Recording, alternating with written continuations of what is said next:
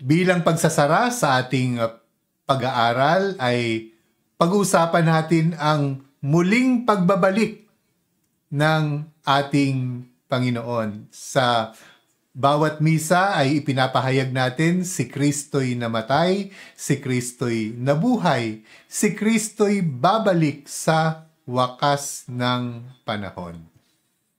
Yung huling statement sa ating pananampalataya ang ating pagninilayan at pag-uusapan. Natapos natin ang dalawang paglalakbay.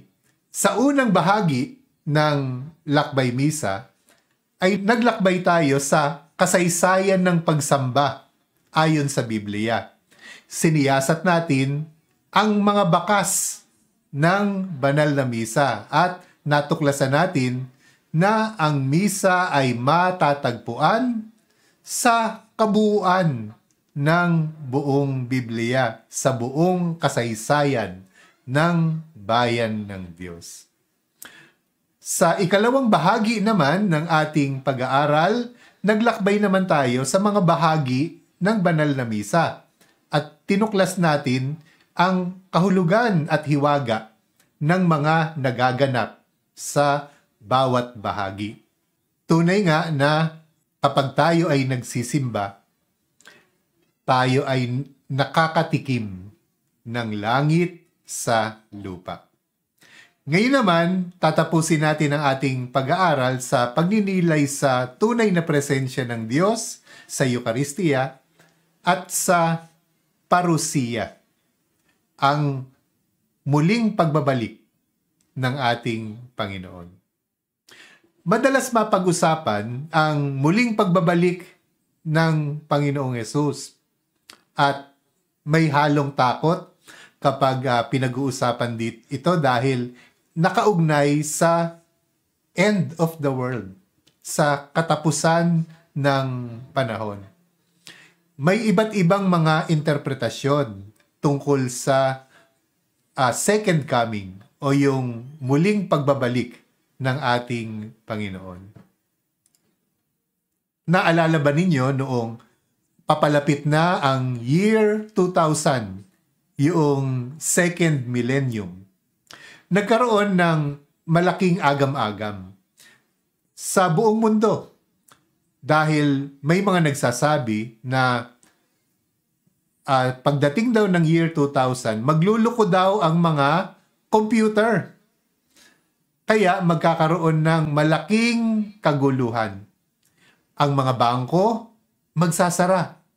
Magkakaubusan ng pagkain at maari pa nga raw na magkaroon ng nuclear war. Katapusan na raw ng mundo.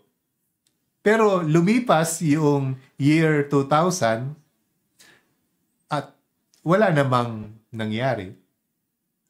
Noon namang year 2012, dumami ulit ang balita na paparating na ang katapusan ng mundo dahil yung 2012 ay katapusan daw ng kalendaryo ng isang matandang sibilisasyon, yung mga Mayan. Umugong na naman yung pag-uusap na paparating na raw ang katapusan ng mundo. May nagsasabi na sa taong 2012 ay ang araw daw ay magbubuga ng mga higanting solar flare. Kaya mamamatay ang sangkatauhan dahil sa matinding init. May nagsabi rin na lilinya daw yung mga planeta. Kaya magkakaroon ng matinding pagbaha katulad noong panahon ni Noe. Muli, lumipas yung taong 2012 na wala namang nangyari. Pero hindi namatay yung pag-uusap tungkol sa katapusan ng mundo.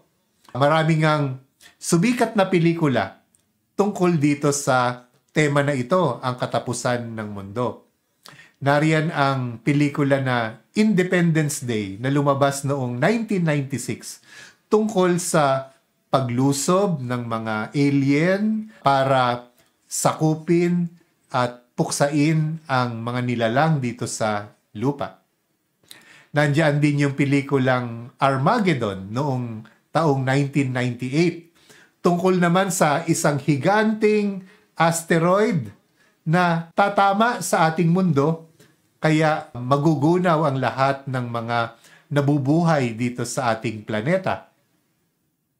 Nariyan din yung The Day After Tomorrow noong taong 2004, tungkol naman sa isang higanting baha na dahil sa climate change. Marami ring mga libro na nailathala tungkol dito sa second coming o tungkol dito sa parusiya. Sa karaniwang pag-unawa, tinutukoy nito ang second coming at kalakip dito ang katapusan ng mundo. Maluwalhating bababa ang ating Panginoon mula sa langit upang husgahan ang buong sangkatauhan. Base siguro ito doon sa pahayag ng ating Panginoong Yesus. Doon sa Ebanghelyo ni San Mateo sa chapter 24, sinabi niya na sapagkat darating ang anak ng tao, ang ginamit na salita para doon sa pagdating na iyon ay parusiya. Darating ang anak ng tao na parang kidlat na gumuguhit mula silangan hanggang kanluran. Parang kidlat, kaya nakakagulat at nakakatakot. Iniugnay din itong muling pagbabalik o yung parusiya sa mga tanda na nakasulat sa aklat ng pahayag, katulad ng pagkagutom, pagkaalipin, paghihirap, at kamatayan. Nagaganap na raw sa kasalukuyang panahon ang mga ito, kaya nagpapakita na malapit na ang pagdating ng ating Panginoon at malapit na ang katapusan ng mundo. Parang hindi namamatay itong mga bali-balita na paparating na ang katapusan ng mundo, kaya kailangan ng maghanda. Miski nga pagtitingnan natin yung dictionary ngayon, sa Merriam-Webster Dictionary ay ganito ang sinabi tungkol sa parusiya. The time when Jesus Christ will return to judge humanity at the end of the world, or second coming. So, sa pagkaunawa sa panahon natin ngayon, ang parusiya ay second coming. Pagbabalik ng Panginoong Hesukristo para husgahan ang sangkatauhan sa katapusan ng mundo. Ay, talagang nakakatakot kung ganyan ang pag-unawa. Subalit nung panahon ni Jesus, nung panahon ng mga apostol, hindi ganoon ang pag-unawa sa parusiya. Simple lang ang kahulugan ng salitang parusiya. Kaya kung titingnan natin yung etymology o yung kasaysayan nitong salitang parusiya, ay ito pa rin ang sinabi ng dictionary ng Merriam-Webster. Ang history daw at etymology ng parusiya ay mula sa isang salitang Griego na ang kahulugan ay presensya, presence. Ginagamit itong salita na ito para sa pagdating o presensya ng isang mahalagang tao. Halimbawa, yung emperador o yung hari. So kapag dadalaw ang isang hari sa isang bayan, usap-usapan yung kanyang parusiya, yung pagdating ng kanyang presensya. Pero ginagamit din ito para tukuyin ang presensya ng mga ordinaryong tao. Katunayan, mababasa natin itong parusiya sa mga sulat ni San Pablo. Sa ikalawang Korinto, sa chapter 10, verse 10, ginamit ni Apostol San Pablo yung salitang parusia.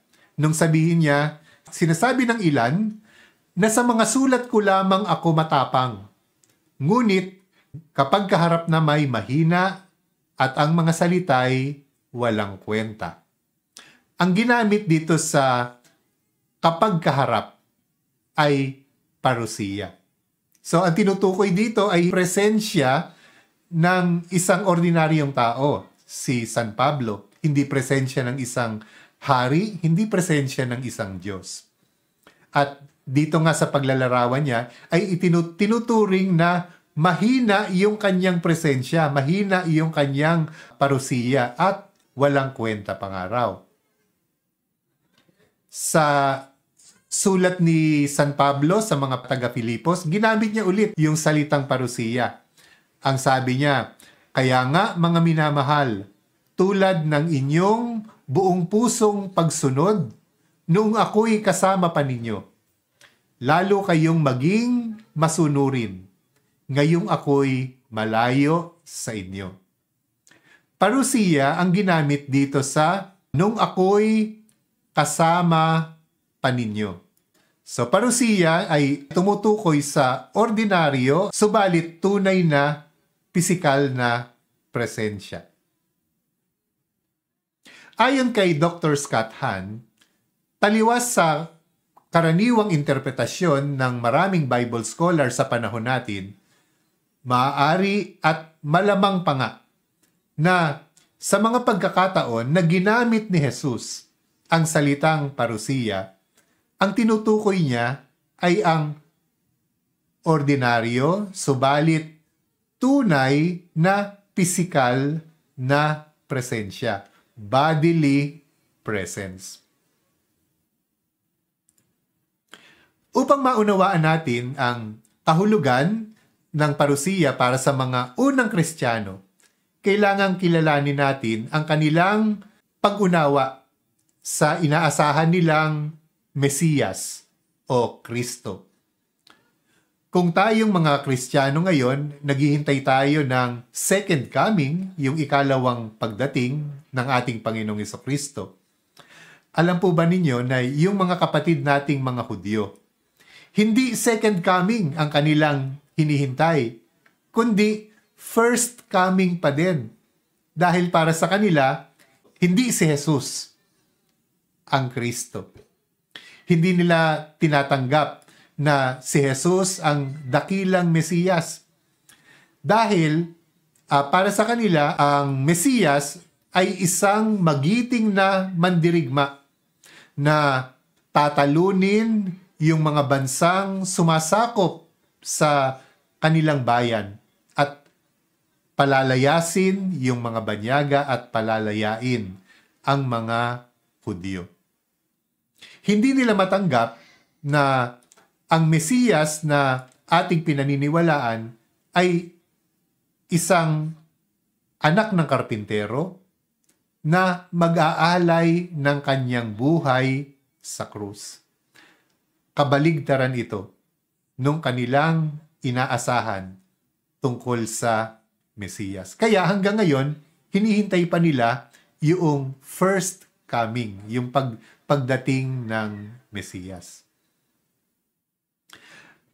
Ang mga unang Kristiyano ay mga Hudyo, kaya bago nila napakinggan yung mga turo ni Jesus, ay ganoon din yung kanilang inaasahan. Pero naniwala sila doon sa itinuro ni Jesus na ang anak ng tao ay kailangang magdanas ng hirap. Siya'y ipapapatay, subalit sa ikatlong araw ay mabubuhay mag-uli.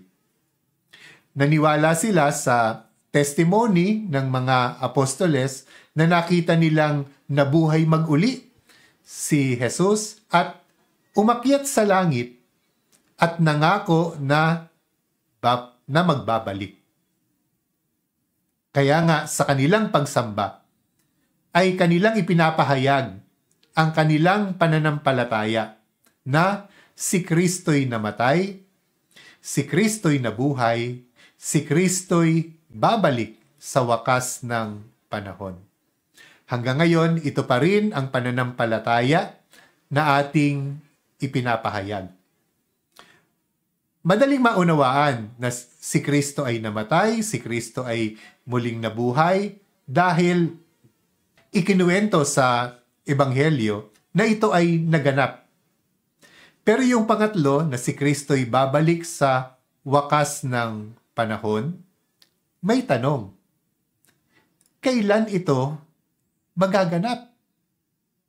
Malapit na ba? Katulad noong mga warning ng ibang mga sekta?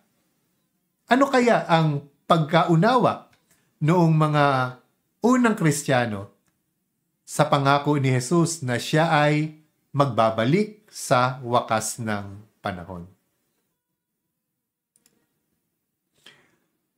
Ang unang simbahan ay may malaking pag-asa na malapit na ang muling pagbabalik ng Panginoon. At ito ay dahil paulit-ulit na ipinangako ni Jesus mismo na ang kaharian ng Diyos ay malapit na. Sa Mateo chapter 24, inilarawan ni Jesus ang pagdating ng anak ng tao. Pakinggan po natin. Noon, si Jesus ay nasa bundok ng mga Olibo.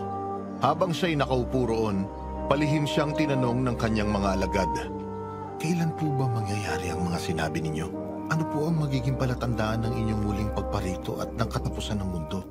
Maglalaban-laban ng mga bansa at gayon din ng mga kaharian, magkakaroon ng tagutom at lilindol sa maraming lugar. Ang lahat ng mga ito'y pasimula pa lamang ng mga paghihirap na tulad sa isang babaeng nanganganak.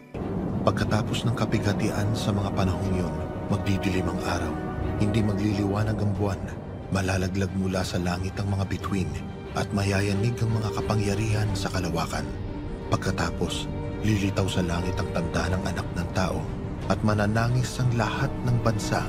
Makikita nila ang anak ng tao na nasa alapaap at dumarating na may dakilang kapangyarihan at kadakilaan. Sa hudyat ng malakas na tunog ng trumpeta, susuguin niya ang kanyang mga anghel sa 4 na sulok ng daigdig at titipunin nila ang mga hinirang mula sa lahat ng dako. Tandaan ninyo, magaganap ang lahat ng ito bago mamatay ang mga taong nabubuhay ngayon." Ala, nakakatakot nga. Magdidilim daw ang araw, pati ang buwan. Tapos, ang mga bituin ay babagsak. Pagkatapos, isusugo ang mga anghel para tipunin ang mga hinirang. At kailan daw magaganap? Anong sabi? Magaganap ang lahat ng ito bago maubos ang salinlahing ito. Bago maubos yung generation na kaharap ni Jesus. Isang henerasyon lamang pala. So dapat, naganap na noong panahon ng mga apostoles. Subalit, isa-isang nangamatay yung mga apostoles, pati na yung mga unang Kristiyano, at hindi naman dumating yung kanilang inaasahan. Kaya maitatanong natin, na-postpone ba yung parusiya? Pangako kasi ni Jesus, magaganap daw ang lahat ng ito bago maubos yung generation noong time na siya ay nabubuhay dito sa mundo. At kung nabigo yung simbahan doon sa kanilang hinihintay na muling pagbabalik ng ating Panginoon, paano nagpatuloy ang simbahan? Hindi ba kung nabigo yung mga Kristiyano dahil pangako ni Jesus, siya ay magbabalik malapit na doon sa panahon ng current generation na nandoon na hindi naman nangyari? Hindi ba dapat ay nagsitiwalag na yung mga unang Kristiyano?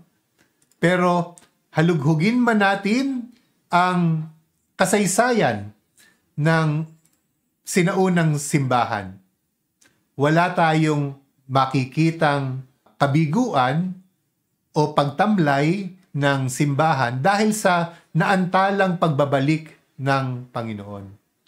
Walang malawakang pagtiwalag ng mga Kristiyano. Sa halip, patuloy na lumago at dumami ang simbahan. Tinanggap ng lahat ang turo ni Jesus tungkol sa kanyang madaliang pagbabalik. Sa mga isinulat ng mga early church fathers at sa mga pinakamatandang ritual ng misa, makikita na ang Eucharistia ang pagbabalik ng Panginoon. Para sa mga unang Kristiyano, para doon sa mga early church fathers, sila Jerome, sila Ambrose, at Augustine at iba pa, ang Eucharistia at ang pagbabalik ay iisa. Kaya sa tuwing sila ay nagtitipon at nagpipira-piraso ng tinapay, ang Panginoong Yesus ay tunay na nasa piling nila. Para sa kanila, ang Eucharistia ay isang middle coming, isang Adventus Medius. Meron pang final parousia na hinihintay natin. Subalit sa pamamagitan ng Eucharistia, ang Panginoong Yesus ay nasa piling natin habang hinihintay natin yung final parousia. Nakita ng mga unang Kristiyano sa banal na misa ang pagdating ng Panginoon, ang hari ng mga hari, ang Diyos na kapiling natin. Ang Panginoon nga ay laging nasa piling natin gaya ng kanyang ipinangako bago siya umakyat doon sa langit.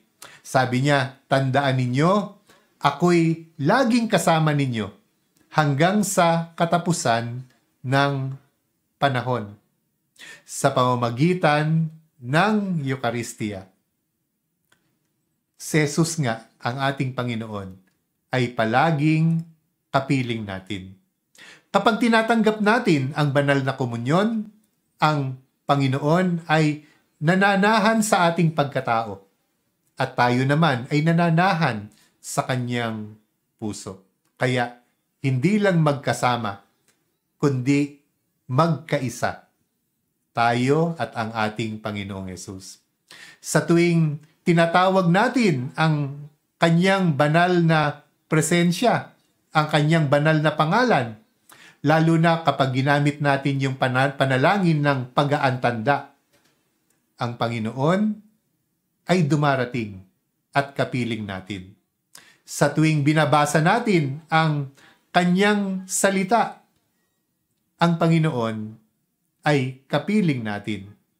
At sa ating pakikipagkapwa, ang Panginoon ay kapiling natin. Subalit, ibang level ang presensya ng Panginoon na ating natutunghayan sa Eucharistia. Kung bukas ang ating mga mata sa mga hiwagang nagaganap, ang Panginoon ay dumarating ng buong kaluwalhatian bilang Diyos at Hari ng langit at lupa. Kung bukas ang ating mga mata ng pananampalataya, alam natin na kasama natin ang lahat ng mga Kristiyano saan mang dako ng mundo sa pagsalubong sa dakilang parousia sa pagdating ng Panginoon sa banal na Eucharistia. Kung bukas ang ating pananampalataya, alam natin na kasama natin ng buong kalangitan, ang mga anghel, ang mga santo, pati na ang mga mahal natin sa buhay na nauna na sa atin. Sa tuwing tayo ay nagdiriwang ng banal na misa. Ang buong simbahan sa langit at sa lupa, sa lahat ng panahon, natitipon sa parousia ng Panginoon, sa banal na misa. Kaya lang ay may talukbong ang parousia sa panahon natin ngayon. Hindi tuwirang nakikita ng ating mata yung katotohanan na nagaganap, yung pisikal na presensya ng Panginoon. Nadadama natin, ngunit hindi nakikita ng ating mga mata. Sa ordinaryong paningin, ay parang nasa isa lamang tayong lumang gusali. Subalit, sa mata na may pananampalataya, nasa langit na tayo. Sa ordinaryong paningin ay isang pangkaraniwang pari, yung namumuno sa misa. Subalit, kung bukas ang ating mga mata ng pananampalataya, si Jesus ang tunay na namumuno sa pamamagitan ng pari. Sa ordinaryong paningin, ay parang kakaunti lamang yung mga nagsisimba. Subalit, kasama natin ang buong simbahan at ang buong kalangitan doon sa pagdiriwang ng misa. Sa ordinaryong pandinig, ay mga salita mula sa isang lumang aklat, yung ipinapahayag sa misa. Subalit, si Jesus ang tunay na nagtatanim ng buhay na salita sa ating puso at isipan. Sa ordinaryong paningin ay tinapay at alak yung nasa ating harapan, subalit ang buong pagka-Diyos, ang buong pagkatao, ang buong kabanalan at buong kadakilaan ni Jesus na ating hari, ang tunay na nasa ating harapan. Sa ordinaryong paningin ay nakikinig lamang tayo at sumusunod doon sa mga dasal. Subalit, ang tunay na nagaganap ay isang makalangit na kasalan. Iniaalay natin ang ating buong sarili sa Diyos at iniaalay din ni Kristo ang buo niyang pagka-Diyos sa atin. Umaasa tayo na balang araw makakaakyat tayo sa langit upang doon pisikal tayong magsimba. Pagdating ng panahon na iyon, matatanggal na ang talukbong ng parusiya. Sa katapusan ng panahon ay nais nating masaksihan ang final parusiya at sasambahin natin ang ating Panginoon ng harapan. Mamasdan natin ang kanyang mukha at daramhin ang kanyang pag-ibig para sa atin. Praise God!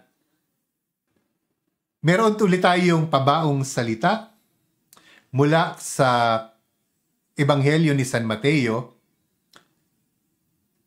Ito yung huling habilin ni Jesus bago siya umakyat sa langit. No, sabi niya, "Humayo kayo, gawin ninyong alagad ko ang mga tao sa lahat ng mga bansa. Bautismuhan ninyo sila sa pangalan ng Ama at ng Anak at ng Espiritu Santo. Turuan ninyo silang sumunod sa lahat ng iniutos ko sa inyo.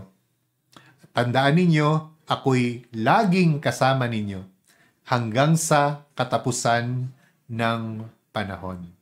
Palagi nating kapiling ang parusiya, ang pisikal na presensya ng Diyos hanggang sa katapusan ng panahon. Magandang ibaon po ito at maganda kung ating maunawaan na sa pamamagitan ng Eucharistia, tunay nga na palagi nating kasama ang ating Panginoong Hesus, ang kanyang parusiya, ang kanyang pisikal na presensya. Bagamat may talukbong ang ating mga mata, kasama natin siya. Hanggang sa katapusan ng panahon, kung saan matatanggal yung talukbong at masasaksihan natin yung final parusiya. Pisikal na makikita natin ng hayagan ang presensya ng ating Panginoon. Ang pagsasabuhay natin ngayon ay mas komprehensibo. Hindi katulad nung mga nakaraan na mga sessions na 2 o 3 suggestions lamang. No? Ngayon po ay mas marami kaming mga suggestions. Paano ba natin maisasabuhay? Hindi lamang itong natutunan natin tungkol sa parusiya, kundi paano natin maisasabuhay lahat ng mga natutunan natin dito sa buong Lakbay Misa, ang Biblia at ang Misa. Meron po kaming mga suhestyon. Una, mangumpisal. Ang kasalanan ay malaking sagabal para makamit natin ang mga biyaya ng Misa. Hindi tayo makakabahagi ng lubos sa Misa kung hindi natin siya makakaisa. At ang hadlang para makaisa natin siya ay ang kasalanan. Pangalawa, pagnilayan ang mga pagbasa. Bago pa man dumating ang linggo, basahin na natin ang mga pagbasa na gagamitin sa misa. Sa gayon, mas magiging handa tayo na pakinggan ang mga salita ng Diyos sa banal na misa. Pangatlo, manamit ng nararapat. Ipinakikita ng ating pananamit kung gaano natin pinahahalagahan ang okasyon. Isa pa, nakakaapekto sa ating saloobin at asal ang ating kasuotan. Kung tayo ay nagdamit ng espesyal para sa isang okasyon, pinapakita natin na espesyal ang ating pagpapahalaga doon sa okasyon na iyon. At dahil nanamit tayo ng espesyal, pati ang ating pagkilos ay angkop sa espesyal na okasyon. Hindi naman kailangang nakabarong Tagalog o formal yung ating isusuot. Pero piliin natin yung damit na makakatulong sa atin para pahalagahan ang presensya ng ating Hari at Diyos. Pang-apat, dumating ng maaga. Madalas hindi natin na-enjoy ang misa dahil bit-bit natin sa simbahan ang ating mga alalahanin at ang ating kaabalahan. Kailangan natin ng kaunting panahon bago magsimula ang misa para patahimikin ang ating kalooban. Gamitin natin ang panahon na yon para ituon ang ating atensyon sa Panginoon at maging handa na ipagdiwang ang mga banal na misteryo. Panglima, magpasalamat. Bago magsimula ang misa, balikan natin yung nakaraang linggo at bilangin natin ang mga biyaya ng Diyos para sa ating pagsisimba, dahil ang Eucharistia ay pasasalamat. Alam natin kung ano-ano yung ating mga ipinagpapasalamat. At pagkatapos ng misa, maaari rin tayong manatili ng sandali doon sa simbahan para magpasalamat sa mga biyaya ng Diyos na ating natanggap. Magpasalamat bago magsimba, magpasalamat matapos magsimba. Pang-anim, magsisi sa mga kasalanan. Kung binalikan natin kanina yung mga blessings, balikan din natin yung mga pagkukulang natin sa nakaraang linggo. Suriin natin ang ating kalooban para pagdating doon sa penitential rite ay alam natin, aware tayo kung ano-ano yung ating ikinukumpisal sa Diyos at ipinagsisisi. Mas magiging personal at makahulugan ang panalangin natin kung alam natin kung ano yung ating mga pinagsisisihan. At mas gagaang ang ating kalooban para makapagdiwang tayo ng banal na misa na tunay na malaya. Pangpito, maglista ng mga kahilingan. Dahil may pagkakataon din sa misa para idulog sa Diyos yung ating mga pangangailangan. Kung meron tayong listahan ng mga kahilingan, hindi lamang yung para sa ating sarili, kundi mga panalangin para sa ating kapwa, ay lahat ng iyon maidudulog natin sa Diyos at wala tayong makakaligtaan. Pangwalo, mag-alay ng sarili. May panahon din ng pag-aalay at ang ating iniaalay ay ang ating sarili sa Diyos.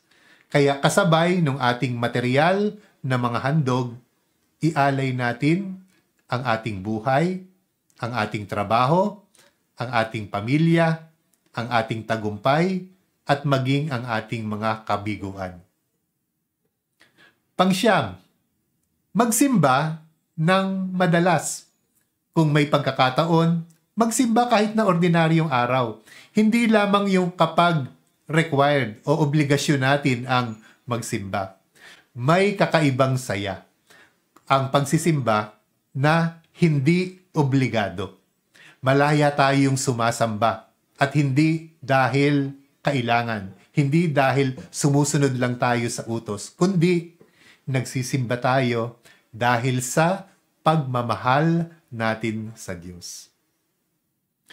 Panghuli, bumisita sa banal na sakramento. Kapag may pagkakataon, bumisita sa mga Eucharistic Adoration Chapel. Makakausap natin doon ang Panginoon sa banal na Eucharistia. Pwede kang manalangin, pwede kang magbasa ng Biblia, o kaya pwede kang tumambay lang, magpalipas ng oras sa presensya ng Diyos. Sa misa, kapiling natin ng Diyos sa isang dakilang ritual. Sa harap ng banal na sakramento, kapiling natin ng Diyos sa katahimikan. Kaya may pagkakataon tayo para kausapin siya at damhin yung kanyang pagmamahal. Kung papractice natin ang ating mga natutunan, tunay nga na magiging kaaya-aya ang ating pagsisimba at mararamdaman natin na ang Eucharistia nga ang bukal at rurok ng buhay Kristiyano. Ito ang sentro ng ating ugnayan sa Diyos.